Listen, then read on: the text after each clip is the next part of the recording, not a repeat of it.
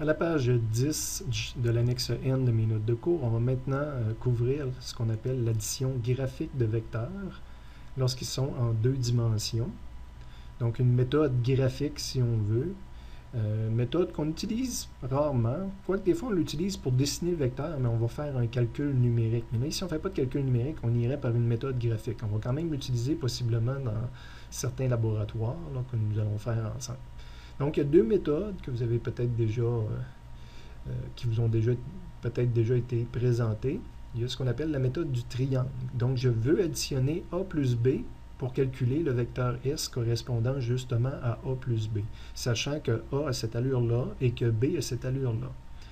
Donc, ici, la procédure vous est donnée. Je vais aller la suivre avec en bas. Première des choses, on trace le vecteur A que j'avais déjà mis sur votre vecteur. On trace le vecteur B, le vecteur qui est ici, mais on met son point de départ à la fin de A. Donc, je le retrace identique comme il est là, mais je le remets à la suite de A. Okay? Et la somme de ces deux vecteurs-là, ça va être un vecteur qui va débuter ici et qui va s'en aller à la fin. C'est un peu comme un trajet, si on veut. Donc, ça serait notre point de départ. Donc, j'avais le vecteur A qui était mon premier trajet, plus le vecteur B. Donc, un trajet équivalent serait de partir d'ici et de s'en aller à la fin du trajet.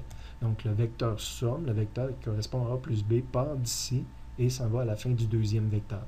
C'est comme ça qu'on fait l'addition graphique de deux vecteurs, méthode du triangle.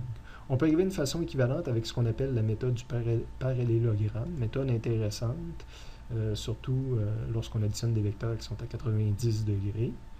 Donc, vous avez l'explication ici, mais je le fais à l'aide du dessin qui est en bas. Donc, ce qu'on nous dit encore une fois, c'est tu commences par tracer le vecteur A, et maintenant, tu vas tracer le vecteur B, mais au lieu de le mettre au bout du vecteur A, tu vas les mettre pied à pied. Donc, ça revient à dire, je vais tracer mon vecteur B ici, identique à ce qu'il était au départ, mais maintenant, sont pied à pied. Okay?